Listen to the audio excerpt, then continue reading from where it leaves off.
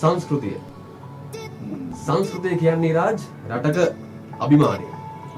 රටක් ඉස්සරහට ගෙනියද්දී අපේ ලංකාවට වේවා වෙන මේක වේවා ඊ රටට වූ ආවේනික දේ තමයි සංස්කෘතිය. එතකොට රටක් ආරක්ෂා කරන දේ තමයි සංස්කෘතිය. හැබැයි ඔබ කියන සංස්කෘතිය කඩනවා කියන්නේ මම සංස්කෘතිය කඩනවා. මොකක්ද මේ සංස්කෘතිය කඩනවා කියන්නේ ඔබ ඇත්තටම අදහස් කරන්නේ. සංස්කෘතිය කඩනවා ඔබකින් පෞගේ අවුරුදු කාලෙම මම හැම ප්‍රෝග්‍රෑම් එකක් ගැන කතා කරා.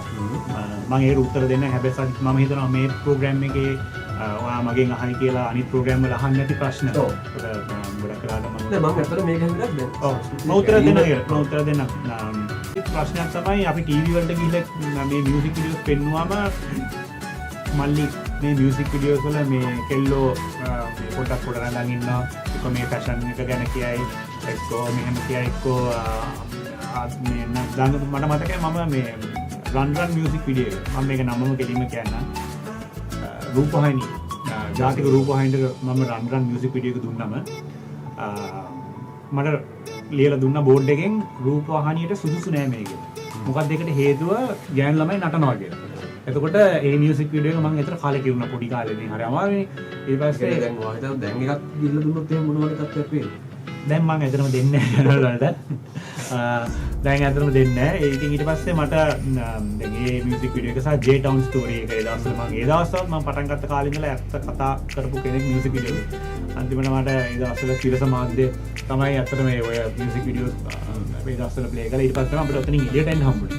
ඉතින් ඒ කාලේ ඉඳලම තිබ්බ මේ ප්‍රශ්නය තමයි මේ අපේ සංස්කෘතියට හරියන ඒවා කී අපේ මියුසික් වීඩියෝස් වලට අපිට ෆ්‍රේම් එකකට දාලා අපිව කොටු කරලා තියෙනවා. හැබැයි ඒ channel වලම බොලිවුඩ් චිත්‍රපටි ගහනවා දැන් ඒක දේවල් දිනනවා ඒවල.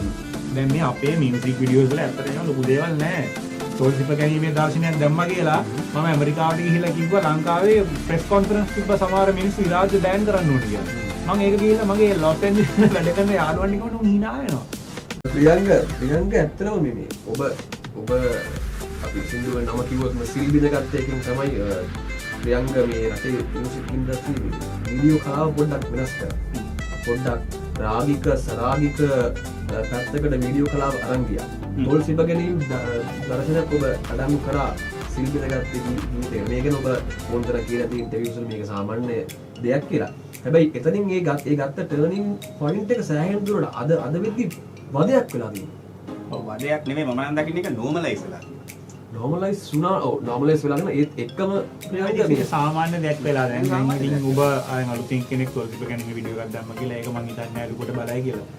මේක සාමාන්‍ය දෙයක් වෙලා ඉතින් ඇත්තටම එතනින් එහාටත් ඕගොල්ලෝ යනවා. තොල්සිප ගැනීම. ඔව් ඊට පස්සේ ගෑනු දෙන්නෙක්. ඔව් ඊට පස්සේ ඔය ඉතින් ගෑනු දෙන්නෙක්. සෙල්කම්. ඔව් ඒ ගෑනු දෙන්නෙක් කියන එක ඔබ සමාජලාට ඒක නිකන් නරක දෙයක් විදිහට බලන්න පුළුවන්. හැබැයි අපි සමාජයේ කතිකාවතක් ඇති කරා මේ වීඩියෝ එකේ. ගිනියම්රා වීඩියෝ එකෙන් පස්සේ පාර්ලිමේන්තුවේ පවා ඔබ දකින්න නැති සම්මත කරගන්න ඒකව සමහර අය. දැන් ගිනියම්රා එකෙන් ඔබලා දෙනවා යම් ආදර්ශයක් කියමුකෝ. ගෑනු දෙන්නෙක්ට හැදීම් වෙන්න ඕන පුළුවන්. ඔව්. සමහරක් අය කරනවා පිරිමි දෙන්න බුද්ධාලා. ඒක අවුලක් නැහැ. මොකද ඒක අපේ ප්‍රශ්නේ. දැන් අපේ රට ලංකාව වගේ රටක නෑ ලංකාව මොකද අපි මේ ලෝකේ වෙන රටක එහෙම නෑ.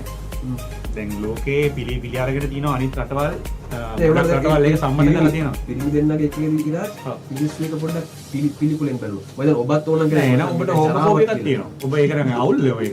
ඒක අවුලක් මාර අවුලක් ඔබ ප්‍රෙසෙන්ටර් කෙනෙක් හැටියට ඔබ ඒ කියන්නේ ඔබ ගේ කෙනෙක් හිටියොත් එහෙම ඔබ ඒකට විරුද්ධයි කියන එක. නෑ විරුද්ධද නෙමෙයි. අපි දන්න දැන් සාමාන්‍ය ඔබ ඒ කියන්නේ පිළිකුල් කරනවා කියන්නේ මියුසික් වීඩියෝ එක ආර්ට් එකක් අපි බලාපොරොත්තු වෙනවා. හරි.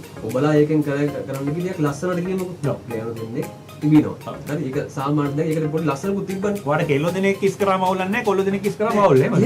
එහෙම දැක්ක මිනිස්සු මොන් කියන්නේ. එහෙම දැක්ක. අන්න එහෙම සමාජයක් තියෙන ලංකාවේ. හැමෝම නෙමෙයිනේ. ඔබ හැමෝම කියලා කියන්න බෑ. ඒක එක්තරා කොටසක් ඉන්නවා ඒ සඳහා නෙමෙයි. අපි මේ ඔකනියන් අතර ජෝක් එකකට ගත්තොත් සීරියස් කතා කරනවා.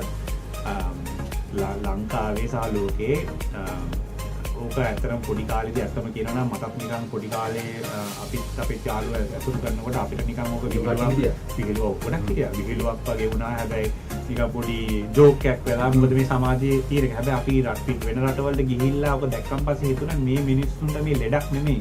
මේ මිනිස්සු පොඩි කාලේ ඉඳලා හැදිච්ච විදිය. ඒතර මේ මිනිස්සු පොඩි කාලේ ඉඳලා එහෙමනම් ඒ මිනිස්සුන්ව හදන්න බැරි නම් ඒ මිනිස්සුන්ට රස්සා දෙන්න. ඊට පස්සේ